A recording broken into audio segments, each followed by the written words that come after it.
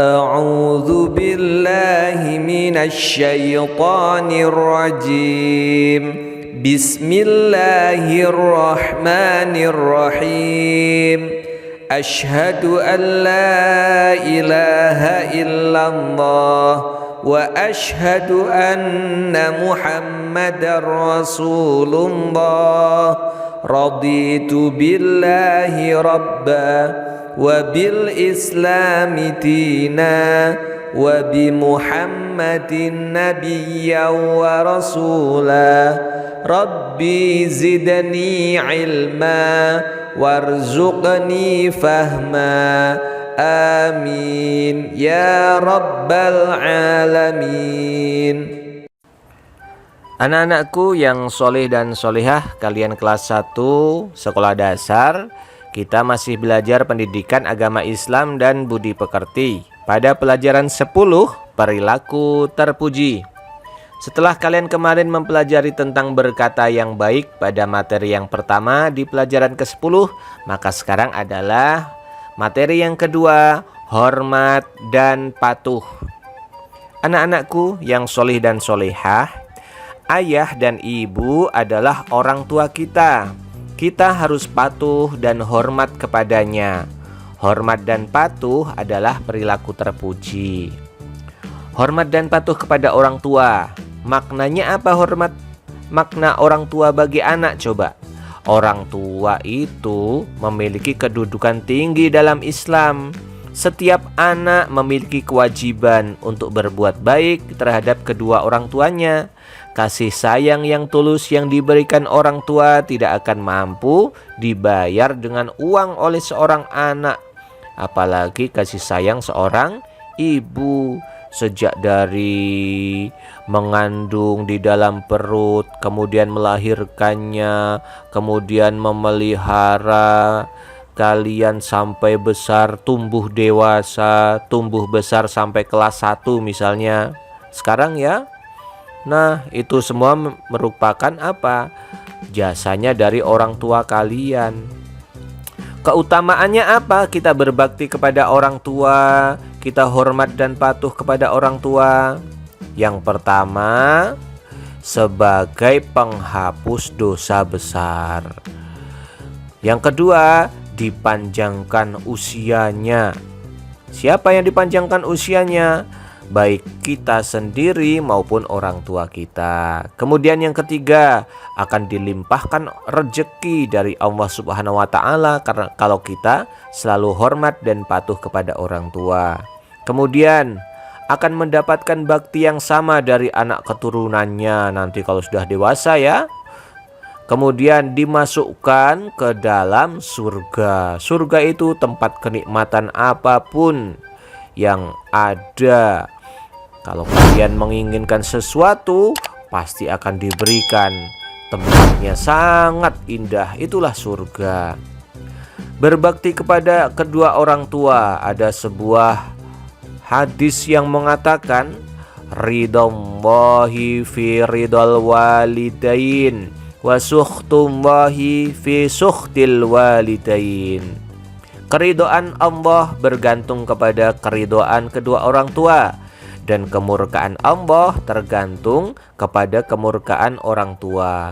Kalau orang tua kalian sudah mengiyakan, mendoakan, insya Allah maka akan terkabul, akan dikabulkan oleh Allah Subhanahu wa taala. Tapi kalau orang tua kalian sampai murka, sampai membenci, sampai tidak suka kepada anaknya, maka Allah pun akan murka kepada kalian.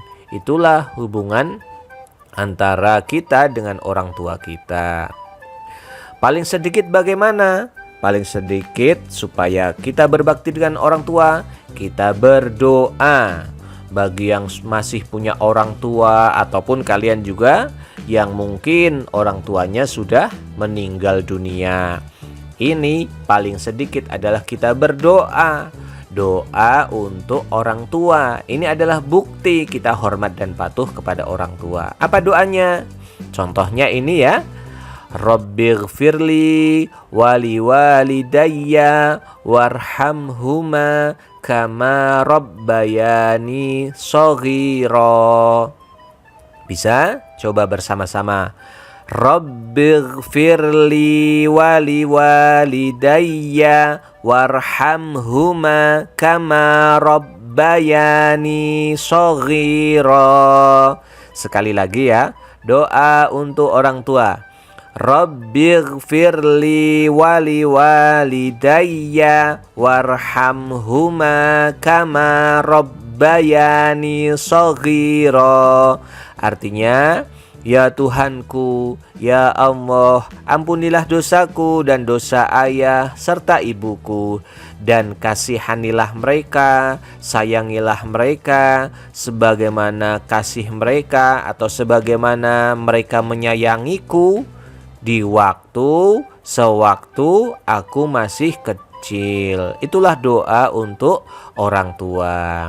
Apalagi kalau kalian sesudah sholat, diutamakan ya mendoakan orang tua. Jangan sampai lupa doa satu ini setelah sholat kita baca. Kebaikan apa saja yang kamu lakukan pada ayah ibumu? Tentunya selama ini sudah berusaha berbuat baik kepada ayah dan ibu.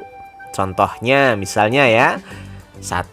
Selalu mendoakan orang tuamu. Doa dengan doa yang tadi ya. Yang kedua, bentuk dari hormat dan patuh kita pada orang tua. Jagalah sikap, perbuatan, dan perkataanmu pada orang tua. Jangan sampai menyakiti perasaan dan hati orang tuamu. Kalau kita disuruh, kita laksanakan sebisa kita. Jangan sampai kita malah membentak orang tua, itu tidak boleh. Na'udzubillahi min dzalik. Jangan sampai kita menyakiti perasaan dan hati orang tuamu. Yang ketiga, ikut membantu pekerjaan orang tua, baik di dalam ataupun di luar rumah.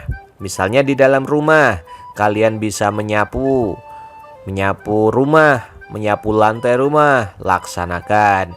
Bisa mencuci piring sendiri, laksanakan. Bangun tidur, merapikan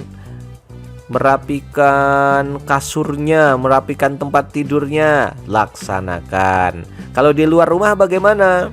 Bisa, nanti kalian bisa membantu orang tua kalian. Itu termasuk contoh. Kemudian yang keempat, contohnya lagi, menjaga dan merawat orang tua di saat sakit maupun nanti misalnya sudah di usia tua nanti. Yang kelima, tidak pernah melakukan keburukan dan dosa kepada orang tua. Seperti tadi yang disampaikan di awal ya, pertemuan tadi, ada sebuah hadis yang mengatakan ridhallahi fi ridhal walidain wa sukhtullahi fi sukhtil walidain. Keridhaan Allah tergantung kepada keridhaan kedua orang tua, dan kemurkaan Allah tergantung kepada kemurkaan orang tua. Mudah-mudahan kalian bisa melaksanakannya ya. Kalau misalnya bersalah dengan orang tua, pastinya selalu meminta maaf. Jangan sampai tidak minta maaf. Disuruh orang tua, disuruh yang baik-baik, harus dilaksanakan. Itulah ciri kalian sudah melaksanakan perilaku hormat dan patuh kepada orang tua. Wassalamualaikum warahmatullahi wabarakatuh. Subhanakallahumma wa bihamdika asyhadu an la ilaha illa anta astaghfiruka wa atubu ilaik.